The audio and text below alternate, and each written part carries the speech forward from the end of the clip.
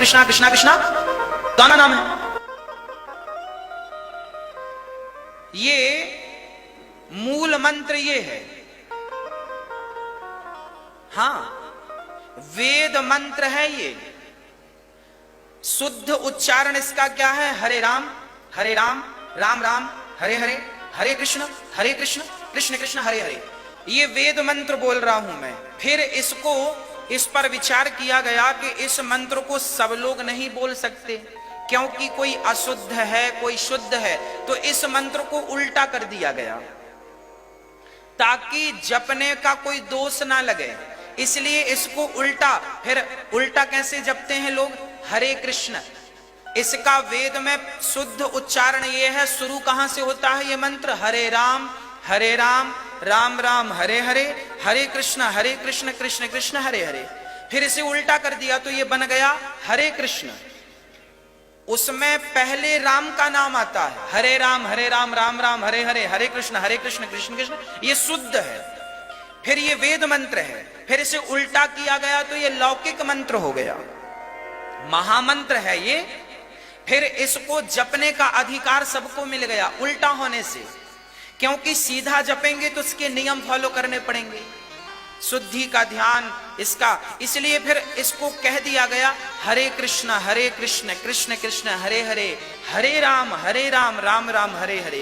पुण्य वही मिलेगा, फल वही मिलेगा, पर इसको आप कैसे भी जपो, नहाए नहाए जपो या बिना नहाए जपो। इनका मोतियाबिंद हो रहा है, इन्हें अपने सदग्रंथों में लिखी हुई सच्चाई का नहीं पता। तो आइए अब जानते हैं संत रामपाल जी महाराज के विचार। हरे हरे श्री कृष्ण कृष्ण हरे हरे, राधे श्याम सीताराम राधे राधे श्याम राधे। ओम नमः शिवाय, ओम भगवते वासुदेव नमः। ये गायत्री मंत्र, ये मोक्ष मार्ग के मंत्र नहीं है, ये व्यर्थ है, यूजलेस है। गीता जी अध्याय नंबर 16 के श्लोक नंबर 23 और 24 में स्पष्ट किया कि जो शास्त्र विधि को त्याग कर मनमाना आचरण करते हैं, मनमानी पूजाएं जाप करते हैं, उनको न तो सुख होगा, ना कोई गति होगी, ना उनकी कोई उनको सिद्धि प्राप्त होगी, अर्थात यूजलेस। इसलिए 16 अध्याय के फिर 24वें श्लोक में स्पष्ट किया गीता जी में, इससे तेरे लिए अर्जुन कर्तव्य और अकर्तव्य की अवस्था में कौन सी साधना करनी चाहिए और कौन सी त्याग देनी चाहिए। सदग्रंथों को आधार मानना, किसी के लोक वेद पर आधारित मत होना। तो श्रीमद् भगवत गीता हमारा आधार है भक्ति का, पवित्र वेद हमारा आधार है भक्ति का, साधना का। लेकिन पुराण हमारे सहयोगी हैं अध्यात्म ज्ञान को समझने के लिए। और जो पुराणों के अंदर वेदों और गीता वाला भक्ति विधि है, वो तो वेदों और गीता का ही है, वो तो हम उन्हीं से ग्रहण करेंगे। बाकी अन्य उसके अंदर उस ऋषि वक्ता, पुराण के वक्ता का अपने घर का ज्ञान है, जो वेदों और गीता से नहीं मिलता, वो हमने स्वीकार नहीं करना। अब गीता ज्ञानदाता कहता मेरा एक ओम अक्षर है, नथिंग एल्स, और कोई जाप ही नहीं है। इसके अतिरिक्त कोई मंत्र जाप करता है वो अपने डले ढो रहा है, वो कंकर पत्थर इकट्ठे कर रहा है, लाल नहीं है। ये ब्रह्म सत्र का है, और इससे जो इसकी साधना करता हुआ अंत समय में शरीर छोड़कर जाता है तो परम गति को प्राप्त होता है। वो परम गति कौन सी है? ब्रह्मलोक। और गीता जी अध्याय नंबर 8 के श्लोक 16 में कहा कि ब्रह्मलोक पर्यंत वहां तक गए हुए सभी पुनरावृत्ति के अंदर है। अब 17वें अध्याय के गीता जी के 23वें श्लोक में कहा है कि उस सच्चिदानंद घन ब्रह्म के पाने का 3 मंत्र का जाप का निर्देश है, नथिंग एल्स। निर्देश माने नथिंग, और कुछ नहीं, सिंपल ओनली डायरेक्शन। ये है, देखिएगा श्रीमद् भगवत गीता, गीता प्रेस गोरखपुर से प्रकाशित है। जयदाल गोविंद का इसके अनुवादक है। ये देखो, अब गीता अध्याय नंबर 8 का और श्लोक नंबर हम 8 से शुरू करेंगे। परमं पुरुषम दिव्यम अभ्यास योग युक्तेन चेतसा न अन्य गामिना। परमम पुरुषम दिव्यम, उस दिव्य परम पुरुष यानी परम अक्षर ब्रह्म को याति पार्थ अनुचिंतन, उसके सिमरण से उसको प्राप्त होते हैं। इनका अनुवाद भी बहुत कुछ ठीक है। 8वें अध्याय का 8वां श्लोक, हे पार्थ यह नियम है परमेश्वर के, गीता ज्ञानदाता से अन्य है वो, अध्ययन नहीं, अभ्यास योग युक्तेन, यानी जो मंत्र वो तत्वदर्शी संत देगा 3 नाम का, ओम तत्सत। ओम तो सीधा ही सरपुरुष ब्रह्म का है, तत् और सत ये सांकेतिक है। ओम और तत् मिलकर ये 2 अक्षर का सतनाम बनता है। वो तत् सांकेतिक है, जो आपको प्राप्त है उनको खूब पता है। और सतयु आदि नाम है, ये अलग मंत्र है। जो सार नाम प्राप्त है उन पुण्यात्माओं को खूब ज्ञान है। तो यहाँ ये स्पष्ट कह रहा है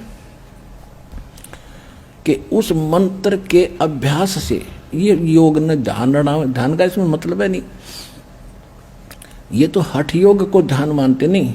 इसका संस्कृत मूल पाठ क्या कह रहा है देखिए, अभ्यास योग युक्तेन, ध्यान नहीं, अभ्यास यानी उस नाम के सुमरण की युक्ति से, उससे लगन से, दूसरी ओर न जाने वाले मन से, यानी किसी और भक्ति में फिर कति ध्यान नहीं जावे, केवल वही भक्ति करे निश्चित से।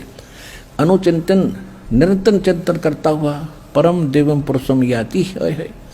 परम पुरुष, परम दिव्य पुरुष यानी उस परम दिव्य परमेश्वर को प्राप्त होता है।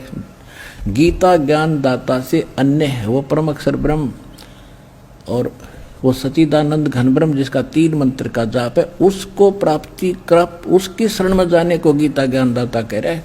अब आगे देखो,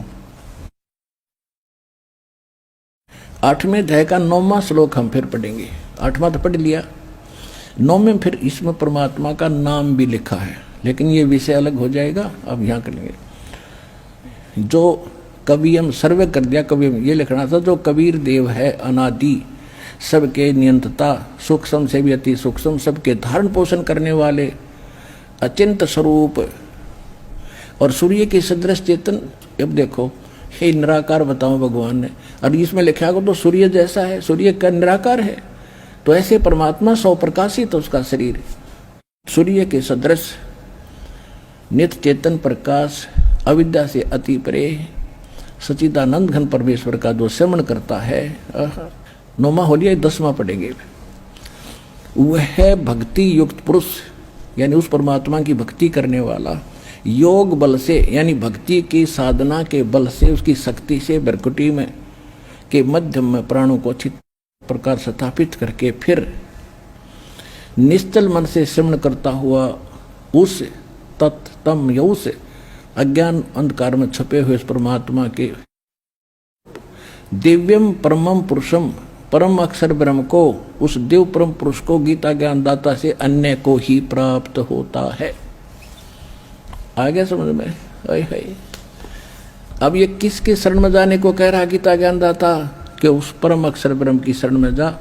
और वो परम अक्षर ब्रह्म कौन है? अनंत कोट ब्रह्मांड का एक रति नहीं भारे, सतगुरु पुरुष कबीर हैं ये कुल के सृजनहारे। वो कौन कबीर? हम सुल्तानी नानक तारे, दादू को उपदेश दिया, जात दुलाहा भेद न पाया, वो कैसी मोहे कबीर हुआ। He is God, Kabir is the weaver name of God. वो कबीर दुलाहा है उस परमात्मा का नाम।